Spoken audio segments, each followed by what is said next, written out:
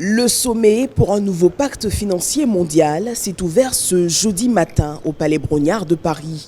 Le Premier ministre Patrick Hachi prend part à ces assises qui devraient permettre de reformer l'architecture financière internationale. En des termes plus simples, trouver de nouveaux instruments de financement plus à même d'aider les États à faire face aux bouleversements climatiques et à la montée de la pauvreté.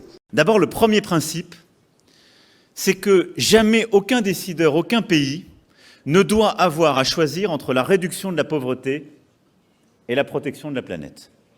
Et j'ai entendu beaucoup de décideurs ces derniers mois, parfois ces dernières années, très souvent dire, au fond, vous nous expliquez, vous qui avez déjà réglé le problème de la pauvreté, ce qu'il faudrait faire en matière de transition climatique, quels sont les choix qu'on devrait prendre, mais nous n'avons pas encore réglé le problème de la pauvreté.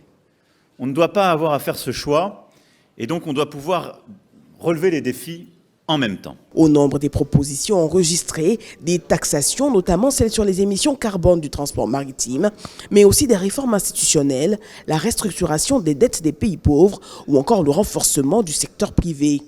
Au cours du demi-siècle qui s'est écoulé, un modèle de financement a été utilisé. On se rend compte un peu plus d'un demi-siècle après qu'on n'a pas atteint véritablement les objectifs qu'on souhaitait.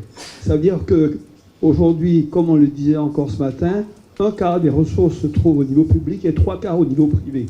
Je crois qu'il faut maintenant commencer dans la logique de recherche de solutions transformatives de ces institutions pour permettre de régler les problèmes qu'elles n'ont pas pu régler, regarder un peu plus du côté privé pour voir quels sont les instruments qui peuvent être mis en place pour tirer le plus de ressources du privé. Le sommet entend surtout mettre les pays riches face à leurs responsabilités de pollueurs-payeurs et leur promet de financer 100 milliards de dollars par an pour aider les pays en développement face au réchauffement climatique.